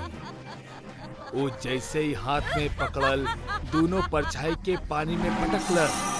ओकर तुरंत बाद आमिर और मनीष हवा में उछलले और जोर से नीचे गिर गए। दोनों चिल्लाए लगले। हम कहले रहनी ना, अगर केहू के परछाई ये तालाब में गिरल तो ओकरा अपन जान देवे के होई। अब तू दोनों तैयार हो जा अपन जान देवे खातिर। आमिर डरत डरत हिम्मत करके कहलस, हमनी अच्छी तरह से तैरे आवेला, तू हमरा के ना डुबा सकेलू। तहरा से के कहलस कि तोहार पूरा शरीर पानी में डूबी। मतलब? चुड़ैल चिल्ला के भयानक तरीका से हंसे लागल। चुड़ैल परछाई के फिर से उठौलस और उनका शरीर से सिर के उखाड़ के पानी में फेंक देलस। ओकर साथ ही आमिर और मनीष के सिर भी पानी में आके गिर गई। सिर के बाद ऊ दोनों हाथ और दोनों पैर उखाड़ के पानी में फेंक देलस। तालाब के पानी उनकर खून से लाल हो गए रहे और वो दोनों के शरीर के टुकड़ा वो खून के पानी में तैरे लगले। धीरे धीरे वो भंवर शांत होके लागल और वो चुड़ैल के परछाई पानी के सारा खून और शरीर के टुकड़ा अपना अंदर खींचे लागल। भंवर के शांत होला के बाद चुड़ैल के परछाई हंसत हंसत तालाब के गहराई में गायब हो गई और पानी पहले की तरह साफ और शांत दिखे लागल। तालाब से थोड़ी ही दूरी पे उनकर बाइक गिरल पड़ल रहल, जेकरा ऊपर एगो कौवा बिल्कुल शांत बैठल रहल। सारा माहौल शांत रहल। अचानक तालाब में से चुड़ैल के परछाई के दो हाथ आए और वो बाइक के हवा में उठौलस और गांव के तरफ फेंक देलस। ओकर बाद वो हाथ फिर से तालाब में गायब हो गई। वो हाथ के वजह से वो कौवा डर गई और उड़त उड़त उस जोर से कांव कांव करे लागल। उड़त हुए वो तालाब के ऊपर से उड़ल और ओकर परछाई वो तालाब में कैद हो गई। तालाब में फिर से हलचल शुरू हो गई और धीरे धीरे चुड़ैल के हंसे के आवाज आवे लागल। एक दिन गांव में मेला लागल रहे। ओह में बहुत सारा चीज के दुकान लागल रहे। मेला में बहुत भीड़ रहे और उहे में सारिका और ओकर बेटी प्रिया भी घूमत रहले। घूमत घूमत वो दोनों थक गईली और गन्ना के शरबत पिए के खातिर रुक गईली। शरबत के दुकान के बगले में खिलौना के एगो बहुत बड़ दुकान रहे, जेमे तरह तरह के छोट बड़ खिलौना रहल। प्रिया के ध्यान वो दुकान में रखल एगो गुड़िया पे गई। वो गुड़िया बाकी सारा गुड़ियन से अलग और बड़ दिखत रहली। प्रिया के ध्यान वो गुड़िया पे ही रहल। वो ओकरा देखत रहली और अचानक गुड़िया प्रिया के देख के मुस्कुराए लागल। प्रिया भी वो गुड़िया के देख के मुस्कुराए लागल। गुड़िया अपन सिर हिला के प्रिया के अपना पास बुलौलस और प्रिया भी ओकर बात मान के शरबत के गिलास नीचे रख देहलस और ओकर पास चल गई। प्रिया गुड़िया के अपना हाथ में उठौलस और ओकरा सहलावे लागल। प्रिया के अपना पास ना पाके सारिका डर गई। प्रिया, प्रिया, प्रिया कहाँ बाड़ू तू? प्रिया! सारिका के आवाज सुन के प्रिया भी खिलौना के दुकान से आवाज लगौलस। माँ, हम एजा बानी। सारिका दौड़त दौड़त वो दुकान में गई। कितना घबरा गल रहनी हम। ऐजा का करत आड़ू तू? माँ, ई गुड़िया देखा ना, कितना सुंदर बाड़ी। ये हमरा तरफ देख के मुस्कुरात रहली और हमरा के बुलावत भी रहली। हमरा के चाहिए। सारिका गुड़िया के तरफ देखलस ता ओकर चेहरा बिल्कुल निर्विकार रहल। फिर वो मुस्कुरा के प्रिया के तरफ देखलस और कहलस, ठीक बा, ले लेल जाओ। प्रिया ई सुन के बहुत खुश हो गई और वो गुड़िया के सीना से लगा लेहलस। भाई साहब, ई गुड़िया के कितना भइल? जी 50 रुपया। सारिका ओकरा के पैसा देहलस और दोनों ऊ दुकान से निकल गईले। गुड़िया फिर से हंसे लागल, पर ई बेर ओकर हंसी कुछ डरावनी लागत रहल। सारिका और प्रिया अपना घर पहुंचली। घर आवत ही प्रिया गुड़िया के साथे खेलब शुरू कर देहलस। प्रिया, हम तारा के का कहले रानी? पहले पढ़ाई पूरा करा, फिर ओकरा साथे खेली हा। चला, रख दो गुड़िया के और जाके पढ़ाई करा। प्रिया नाखुश होके गुड़िया के एक जगह पे रख देहलस और किताब लावे के खातिर अपना कमरा में चल गई। प्रिया के जइला के बाद गुड़िया अपना मुंडी सारिका के तरफ घुमा देलस और गुस्सा से ओकरा देखे लागल। गुड़िया के आंख लाल होखत रहल, जैसे कि ओकर आंख में खून उतर आयल होखे। प्रिया के आवत देख गुड़िया फिर से शांत हो गई। रात के हम गुड़िया के साथे खेलब।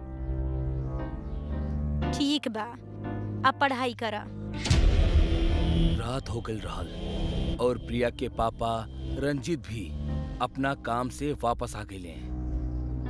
पापा की आवत ही प्रिया पढ़ाई बंद कर देलस और उनकरा गुड़िया दिखावे लागल।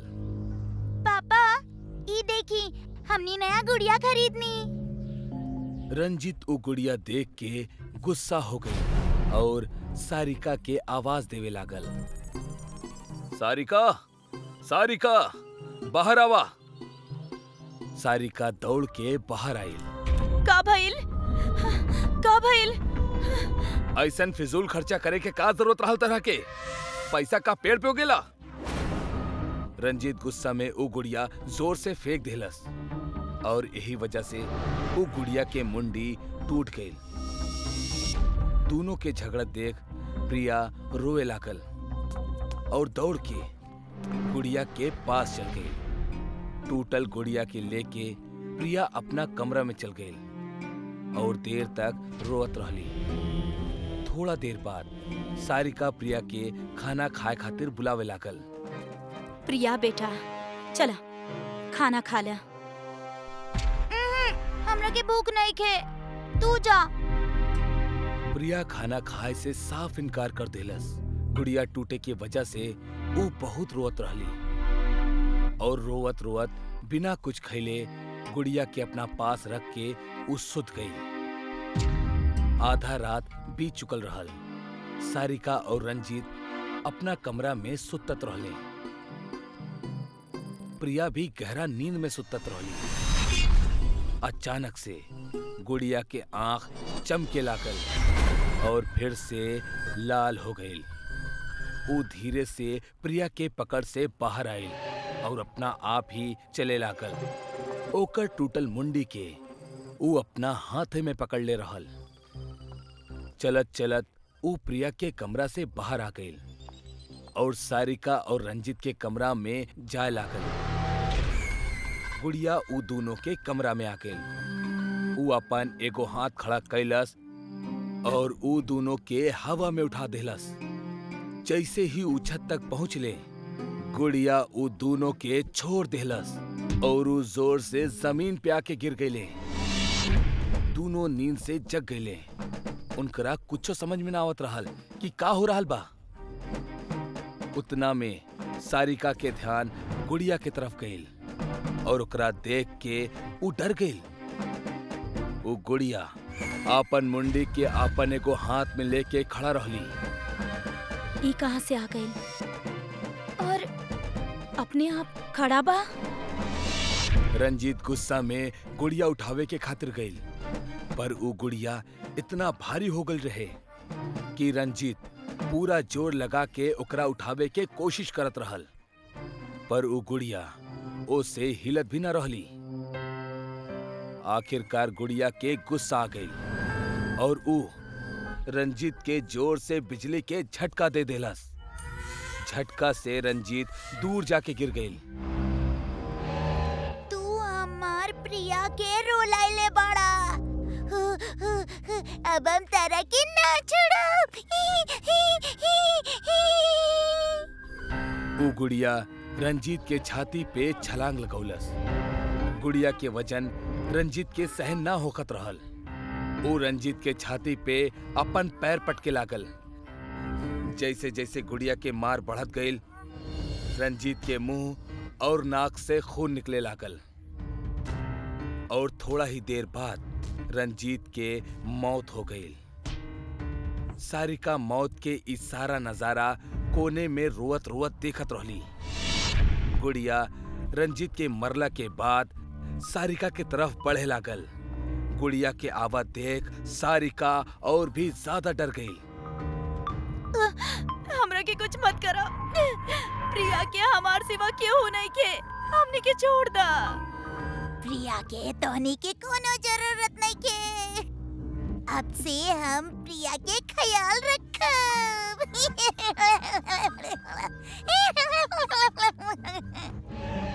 गुड़िया अपना हाथ से बिजली निकाल के सारिका पे बरसावे लागल।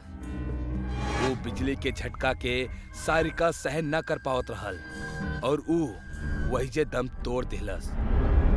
दोनों के मरला के बाद वो फिर से प्रिया के पास जाके सुत गई।